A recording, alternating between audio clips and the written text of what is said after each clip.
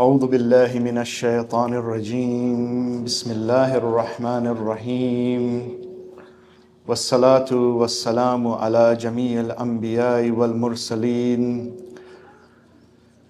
لا سيما خاتمهم وأفضلهم محمد مصطفى صلى الله عليه وآله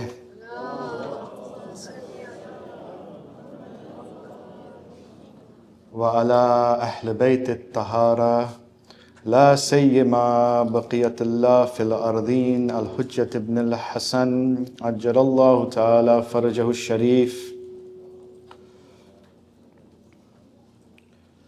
السلام عليك يا أبا عبد الله وعلى الأرواح التي هلت بفنائك عليك منا جميعا سلام الله أبدا ما بقيت وبقي الليل والنهار ولا جعله الله آخر العهد مني لزيارتكم.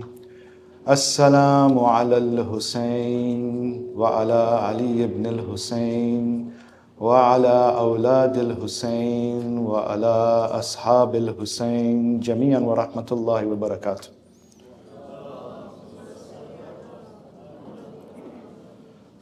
أما بعد فقد قال الله سبحانه وتعالى في كتابه المجيد وقوله الحق لقد خلقنا الإنسان في أحسن التقويم ثم رددناه أسفل السافلين آمنا بالله صدق الله العلي العظيم.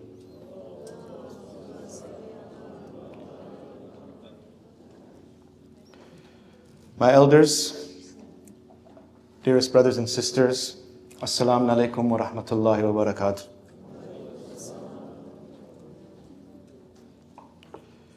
Before we begin with tonight's dedication, I just want to echo Brother Jabir's gratitude and thanks to the parents and the children who I had the privilege of sitting with last night. 45 of them. Time was short, so we really only had time to cover the questions that they asked, but it really was a privilege to sit with the youngsters of this community and to interact with them, and inshallah, may Allah grant us tawfiq to do right by our children, inshallah. Please recite a salawat.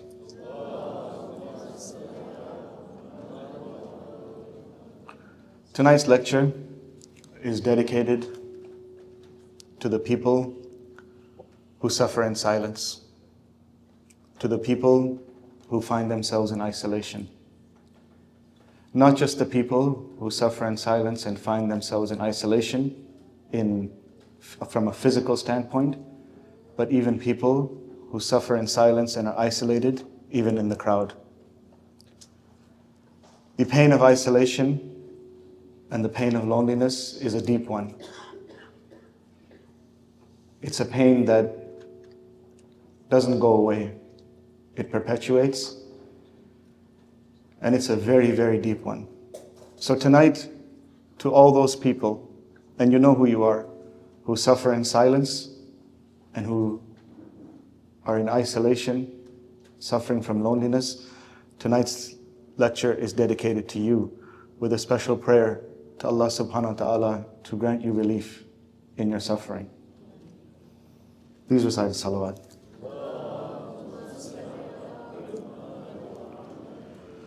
So I'd like you to join me and imagine in your mind's eye a few scenarios that I will present in front of you. Imagine a young man who wakes up in the morning, gets himself ready, goes to the train station, boards the train amongst hundreds of people, arrives into the city where there are millions, walks into an office building of thousands, works his shift and repeats the process in reverse, finally returning to his empty apartment. On repeat, day after day, with no meaningful human interaction. Imagine a young lady who walks into one of our centers. She's fairly new, but not that new. She sees cliques of people sitting, waiting for the program to start. She finds a place to sit, but just as she's about to, the person sitting there gives her a scowl and places her handbag in the way to block her seat. Imagine a young man on his faith journey who looks different from the so-called religious ones As he tries to sit with them, hoping to better himself, he is met with silence and actively ignored, whilst whispers rise about the stud in his ear and the tattoo on his hand.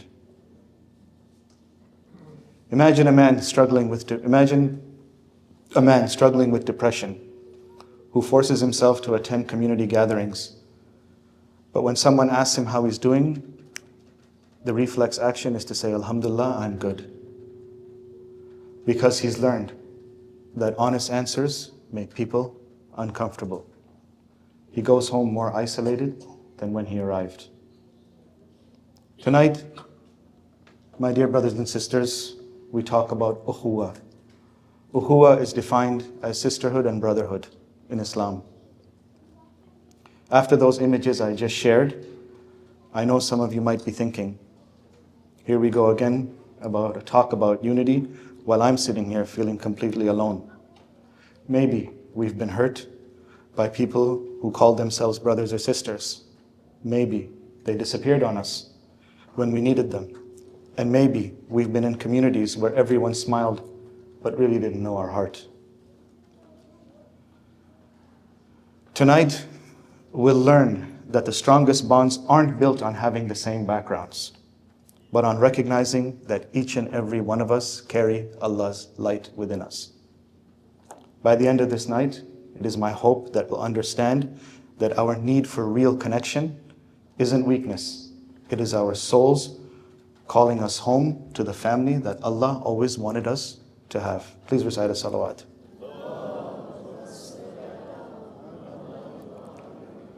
Allah subhanahu wa ta'ala in the Quran states, إِنَّمَا الْمُؤْمِنُونَ إِخْوَةٌ فَاصْلِحُوا بَيْنَ أَخَوَيْكُمْ. The faithful are indeed brothers and sisters. Therefore, make peace between your brothers and sisters. Ukhuwwah isn't friendship that only exists when life is real, life is good or easy. Real Ukhuwwah says, I see Allah's light in you. And I'm going to help that light shine even when you can't see that light yourself. It is the family we choose based on shared values and love for Allah, not just limited to DNA, convenience, ethnicity, and so on. Ukhuwwah rooted in the fitrah. While Ukhuwwah is not one of the seven virtues, our fitras and the very fact that Allah created us as social beings means that we have an innate need for connection, an innate need to feel like we belong somewhere, an innate feeling to have relationships, an innate feeling for depth in those relationships. If we look at Ukhuwwah in light of the previous virtues that we discussed, it looks like this. Based on our fitrah, it is knowing that Allah helps us to see the light in each other, because the light exists within us. Light recognizes light. When we look at it through the lens of taqwa, it keeps us aware of Allah's presence, not only consciousness within ourselves, but also moves us to consciousness about the Allah in people around us, and that consciousness.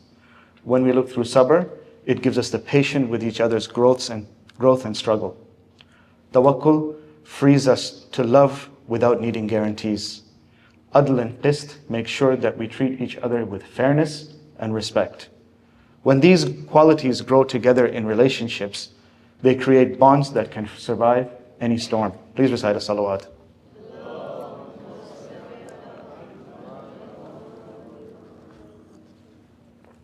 Going back, and I keep repeating this and I will keep repeating this, these virtues that we are looking at are vast and very in-depth.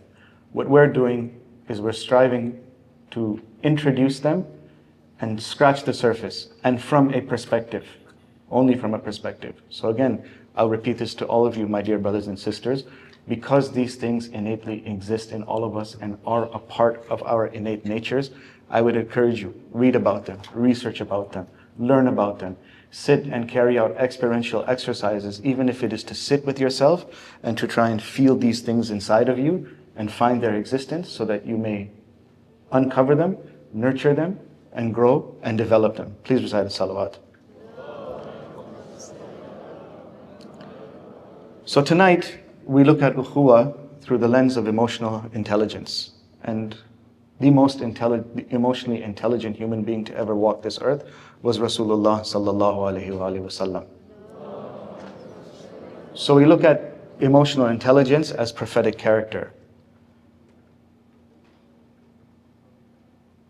Real Ukhuwwah requires what we might call emotional intelligence, and these same qualities we see in the Prophet and the Ahlul Bayt. Emotional intelligence is a contemporary term from modern psychology, but emotional intelligence predates the labels of today and exists in the character of the Prophet. Emotional intelligence consists of, number one, emotional awareness, like the Prophet noticing when someone was sad and gently inquiring about them. Empathic listening, like Amir al-Mu'mineen listening to the people's concerns without rushing to give advice. Number three, creating safety, like Lady Fatima making people feel welcome and valued in her presence. Number four, managing our own reactions, like the Prophet remaining calm and loving even when others were reactful or harmful. These aren't just personality traits, they are spiritual practices that create the conditions where souls can recognize one another and begin to form sacred bonds.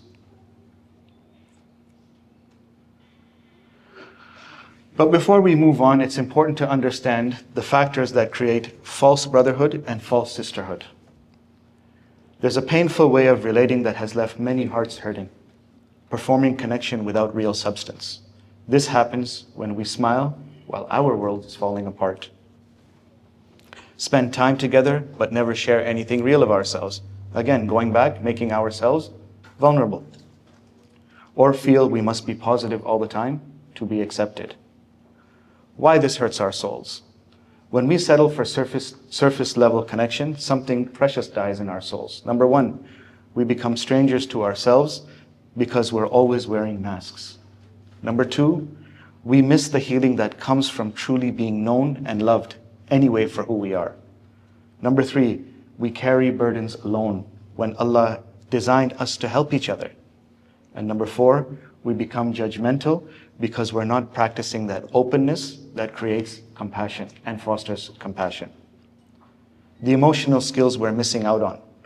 Part of why our communities struggle with real connection is that we've lost touch with emotional intelligence that our faith actually teaches us. How? Number one, we don't know how to create emotional safety for others to be vulnerable. Number two, we react defensively instead of listening with genuine curiosity. Number three, we judge people's spiritual state based on their emotional struggles. We judge people's spiritual states based on their emotional struggles. Number four, we avoid difficult conversations instead of learning to navigate conflict with love. And number five, we mistake politeness for kindness, and performance for authenticity. Again, I'll repeat this one because this one really resonates with me. We mistake politeness for kindness and performance for authenticity. These aren't personality flaws. They're spiritual skills we haven't been taught, even though they are modeled perfectly in our sacred figures. The trap of spiritual isolation. Some hearts hurt by fake community pull back into isolation, telling themselves, I only need Allah. Or people always disappoint.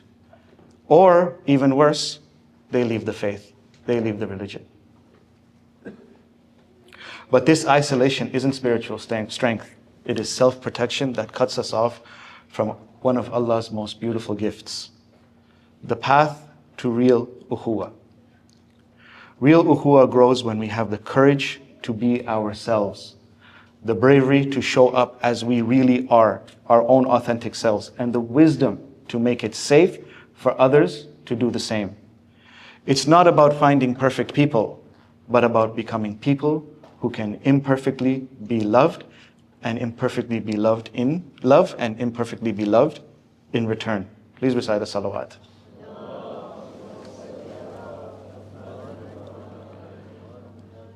Our case study tonight is a story that growing up I heard many times and through many different lenses. But looking at this story through the lens of emotional intelligence opened up avenues and areas of opportunities and thought for myself that have touched me deeply. The story goes like this. It is a story of Amir al-Mu'mineen. It begins with a simple street encounter. During his time as the Caliph in Kufa, Amir al-Mu'mineen was walking in the street when he came across a woman struggling to carry a heavy water skin. Her face was etched with hardship as she strained under the weight. Now watch what happens next, because this shows us the very beginning of how Ukhuwwah is born. The Imam's first response wasn't to think about his important business and getting on with it and doing what he had to do, his status as a leader, or whether it was other responsibilities. His first response was simply human recognition. One soul seeing another soul's burden. What does he do? He moves to the emotional intelligence of immediate care. Without hesitation, the Imam approached her and offered her assistance, taking the heavy load on his own shoulders and walking with her to her home. This wasn't just politeness. This was emotional intelligence in action. He could read her emotional state, recognize her need, and respond immediately with practical care. But here's where emotional intelligence evolves into something even more beautiful. He didn't just help her and leave. Intrigued by her circumstance, he gently inquired about her situation. He created space for her to share her story if she so chose. The woman, unaware of who had come to her aid, began to share her grievances. And here's where the story should make every one of us who struggles with taking criticism personally lean in very close. She spoke of her husband who had been killed in one of the battles under the command of the Caliph Ali. Her words were filled with abandonment and bitterness. And she explained how she was left alone in her plight to raise her children and run her household. Imagine the emotional complexity of this moment. The Imam was hearing direct criticism of his own leadership, blamed for his own decisions, and that cost this woman everything she had that was dear to her. How do you think most of us would respond in that situation? Upon hearing her story, a deep sadness washed over the face of Amir al-Mu'mineen. The weight of her suffering seemed heavier than the water skin that he had just carried. His face, known for noble composure, turned red, not with anger at her criticism, but with sorrow and a sense of responsibility for her pain. This is emotional intelligence at its highest level. He felt the full impact of her words without becoming defensive, without explaining or justifying his decisions, without making her pain about himself. He absorbed her criticism with the maturity of someone who cares more about her healing than making it about himself. Please recite a salawat.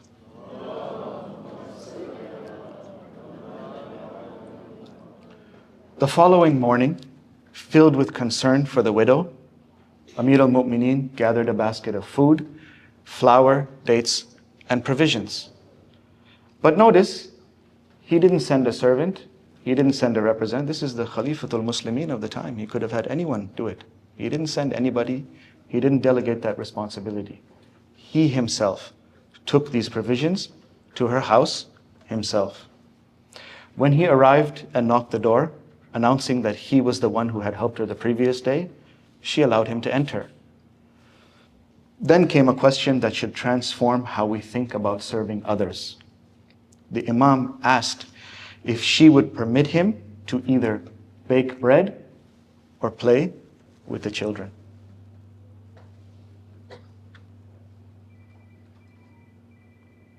The woman replied that she was more skilled at baking and that he should look after the children. And here's the image that should heal every heart that wonders what real ukhuwwah looks like. The commander of the faithful, Amir al-Mu'mineen, Imam al-Muttaqeen, the leader of the vast Islamic empire, knelt on the floor and began to play with the young orphans. He would place pieces of food in their mouths and make sounds of a camel so as to make them laugh bringing them rare moments of joy in the difficult lives that they had. Please recite salawat.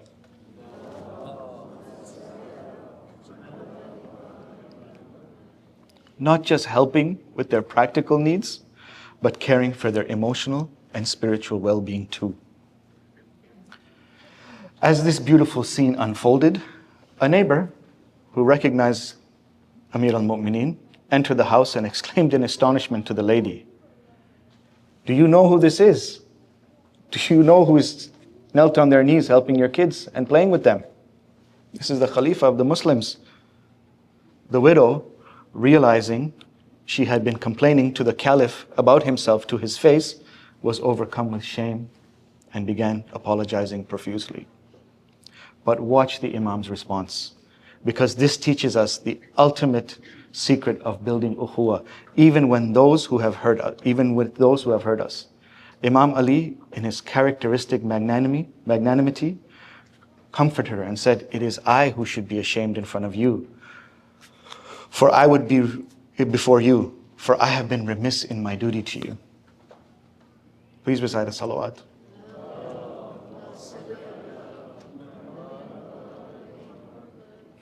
What does this sacred encounter teach us about ukhuwwah?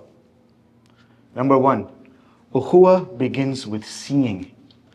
The Imam's first act wasn't grand or dramatic. He simply noticed someone struggling, and he responded. Real brotherhood and sisterhood start when we train ourselves to see beyond ourselves and our own concerns and see the struggles of our brothers and sisters, and when someone needs care. Number two, practical care creates emotional safety. By helping with the water skin, without being asked, the Imam created the emotional safety that allowed her to share her real pain. Sometimes the best way to help people open their hearts is to first help them with their practical burdens. Number three, true emotional intelligence absorbs criticism with love. When she criticized his leadership, he didn't defend himself or minimize her pain. He could have easily said that I am the Caliph of the Muslimin. I had a responsibility to do what I do. Your husband was a martyr. God bless him. Wassalamu alaikum. He didn't do that. He sat and did active listening to her. He gave her the space to express her emotions, to share her pain, a safe space to do it.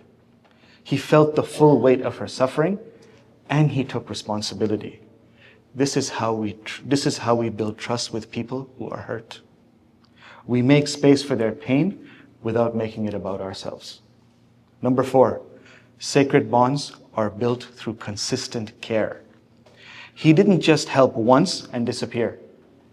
He came back the next day with food and then stayed to serve. Ukhuwwah isn't built on solitary grand gestures, but on consistent, caring presence in people's lives. You show up for people consistently. It's easy to make a grand gesture and show up, but it's much more difficult to tone down the grandiose gestures and be there consistently on a day-by-day basis. And it's not hard. It's not hard. Sometimes all it takes is a phone call, sometimes a message, sometimes it's just sitting down with someone, putting your hand on their shoulder and saying, I'm here for you. Whatever you need, I'm here for you. Number five, real leadership serves the joy of others. The most powerful man in the empire got down on the floor to make orphan children laugh. This shows us that in sacred relationships, there's no task too small. He teaches us that true leadership is in servitude, is in service.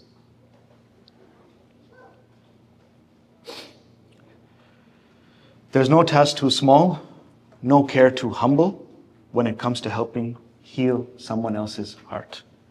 And number six, humility creates unbreakable bonds. When the truth revealed itself, instead of accepting her apologies, he took responsibility. He took it upon himself. Took responsibility for not caring for her better, for not being aware of her plight, for owning the fact that he was unaware of what she was going through. This kind of humility and taking responsibility rather than blame creates bonds that can never be broken. Please recite a salawat.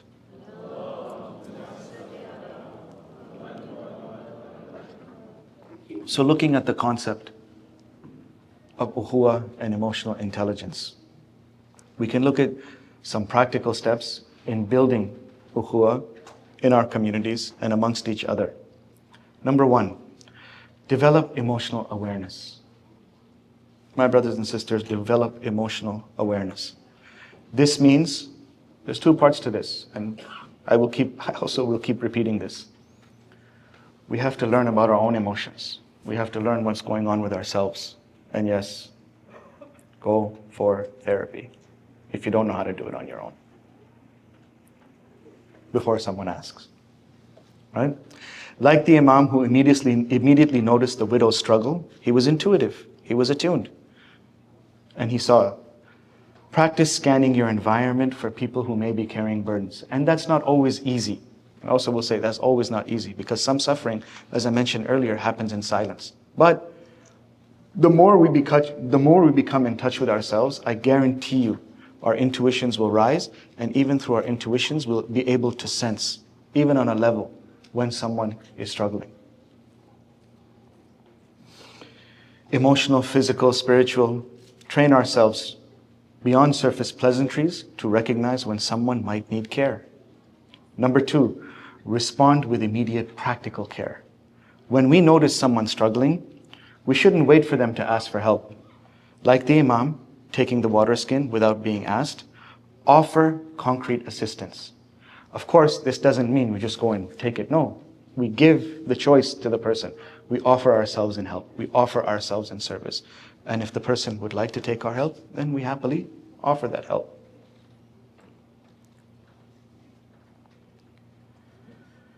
And simple. Number three, create space for real stories, even painful ones. Following the Imam's gentle inquiry about her situation, practice asking questions that invite authentic sharing. Meaning, allow your curiosity to flourish, but not by making statements, but by asking curious, genuine questions. How are you doing lately? What's been weighing on you? Are you okay? Then listen. Then the most important part, taking the time to listen without trying to fix, without trying to advise. Just listen. Sometimes a person just wants someone to listen to them. They don't want a solution. I know for me, this was a very difficult skill to develop. And I used to believe it was a guy thing, but after attending my training, it's not limited to us fellows. Anytime we hear a problem, we go into fixing mode. So I really thought that was a guy thing, but I was very much validated when I went for my studies to find out that it's not limited to just us men, although it is very common amongst us men. Sometimes someone just wants someone to listen to. That's all. Number four, practice emotional regulation under criticism. This is one of the most difficult things to do. And it's the hardest one from the Imam's example, but look at the example of the Imam. Look at the example of the Imam. When someone shares pain that involves or criticizes you, directly or indirectly, practice absorbing their hurt without becoming defensive. Ask yourself, what is their heart trying to tell me about their experience? What is it that is causing them that pain? Why are they feeling that pain? As opposed to making it about yourself. Number five, follow up with consistent care. Real ukhuwwah isn't built on one-time gestures. Like the Imam returning the next day with food and his presence, practice ongoing care for people's well-being. Check in on people that you've helped, remember their struggles, and ask how they're doing. I realize we live in a world where things are very busy, and it's not possible to check up on people every day. But put aside some time to check in on people. Check in on your family, check in on your friends. If a season goes by, for example, when you're attending the center or somewhere, and you don't see that person during that time, take a moment to just reach out and ask, I haven't seen you in a while. I hope everything's okay. As opposed to the standard, when you do see them, oh, look who's here today. Oh, the moon came out. None of that. None of that. Be nice. Number 6, serve others joy, not just their needs. The image of the Imam making camel sounds to make orphan children laugh teaches us that Ukhuwwah includes bringing lightness and joy to people's lives. Make them laugh. Not just helping them with their problems, but help them to become light. Asking, how can I help this person? Ask yourself, how can we help this person feel lighter today? How can we bring a smile to their face? How can we uplift them? Number 7, choose humility over being right. Choose humility over being right. Again, a very difficult one. When our egos get affected, when we are attacked and our egos get affected, it's very, very easy for the reflex to kick in and to want to be right. But I always say, in these moments, we have a choice. The choice is, we either do the right thing or we try to be right. Doing the right thing and trying to be right in these situations look very different from one another. When misunderstandings are revealed or when someone apologizes to you, practice the Imam's response. Take responsibility for how you could have loved them rather than only accepting their apologies. This creates bonds that can survive any storm. Number 8, look for sacred opportunities in ordinary moments. The Imam's encounter started as a simple street interaction and intersection. Practice seeing ordinary moments, helping someone carry groceries, listening to a colleague's stresses, comforting a child, as opportunities to build the kinds of sacred bonds that transform our communities.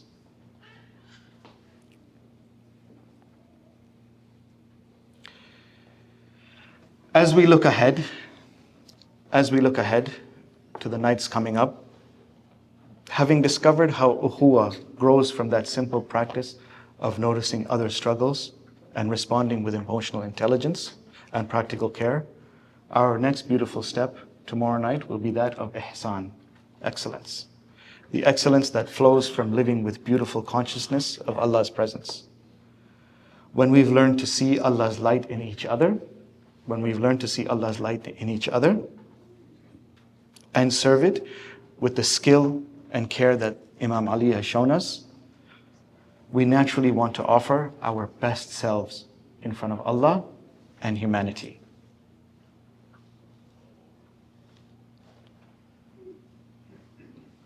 When we've experienced what it truly feels like to care for someone or someone else's well-being, to see their struggle, to absorb their pain, and serve their joy in the way the Imam served the widow and her children, excellence stops being about performance and becomes about love. We want to pray beautifully, not to impress anybody, but because our hearts are full of gratitude for the privilege of caring for Allah's creation. I repeat that. We exercise and take advantage of the privilege of caring for Allah's creation. Please recite salawat.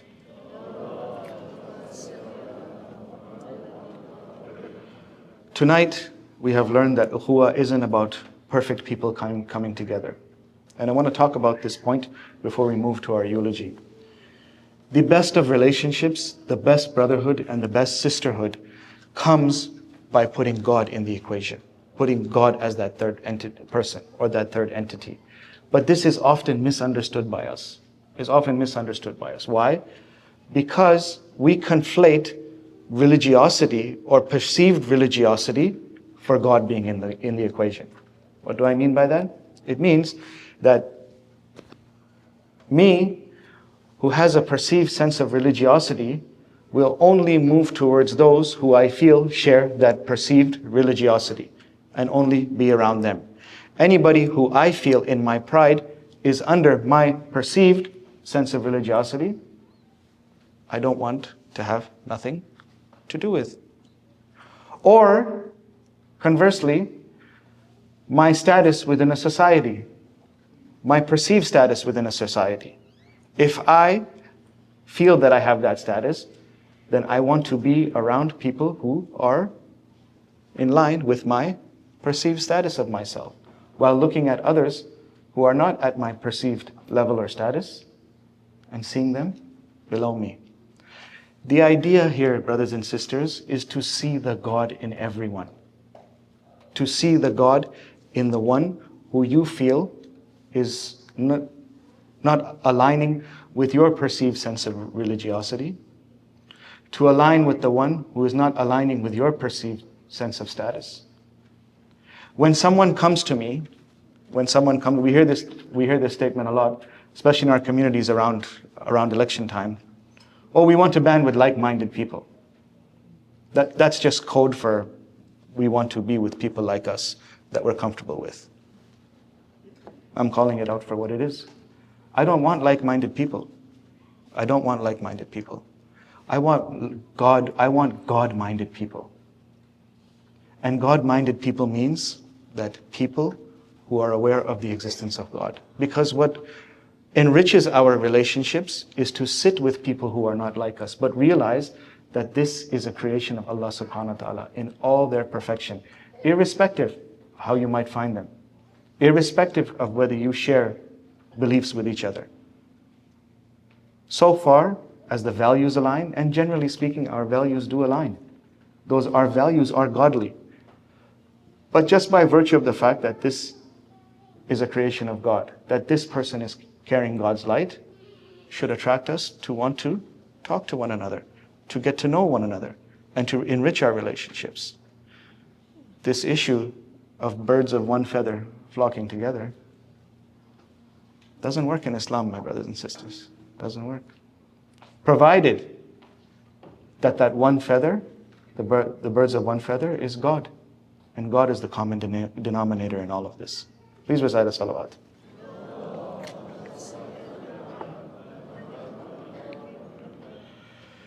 We witnessed how Imam Ali transformed a simple street encounter into a sacred bond by noticing a widow's burden, absorbing her criticism with compassion, and serving her family with humility. We now turn to Karbala, where we look at real brotherhood in practicality. These two brothers were related. They were brothers. They carried that ukhuwwah, because we also know that just because we share DNA with each other, it doesn't mean that we hold that bond of godly ukhuwwah with one another. How many families exist out there where brothers don't talk to each other, sisters don't talk to each other, siblings don't talk to each other, parents and children don't talk to each other, and the list goes on and on and on. But these two brothers were not just related by biology, but related by that spiritual, godly ukhuwwah. Tonight, we remember the two sons of Sayyidah Zainab Salamullah alayha, Aun and Muhammad. Please recite a salawat. Among the martyrs of Karbala were warriors whose names echoed like thunder, and some whose names whispered like a mother's lullaby. Two such names were Aun and Muhammad, the sons of Zainab bint Ali and Abdullah bin Jafar. Young in age, yet mighty in lineage and spirit, they carried in their veins the courage of their grandfather, Jafar bin Abi Talib, or Jafar at-Tayyar, and the legacy of their uncle, Imam Husayn alayhi salam. On the day of Ashura, after many companions had gone to the battlefield, Sayyidah Zainab approached her brother. "Oh, my brother, if women were permitted to fight, I would have taken the sword myself, but if not me, then take my sons." Imam al-Husayn looked into her eyes. This was no ordinary request. This was Zainab offering what no mother should ever have to offer her children. He hesitated, but Zainab pressed his hand over her heart. "I raised them for this day. Let them defend the son of Fatima." The boys stood ready. Their arms were small, but their resolve was vast. They approached the Imam, were kissed by the Imam, and rode out with fire into their hearts. The enemies mocked them. What can these children do? But when Aun and Muhammad charged, they cut through Yazid's army with astonishing skill, covering one another in battle, reciting war cries and verses until they fell one after the other. One called for his brother while dying, while the other whispered, Ya Amma, Ya Husayn, as he lay wounded. When word reached Sayyidah Zainab, she did not wail, she did not strike her face. She raised her hands to God and said, Rabbana taqabbal minna hadha al-Qurban. O Allah, accept from us this noble sacrifice. Ala la'natullahi ala al-qawm al-zalimeen. Inna lillahi wa inna ilayhi raji'un.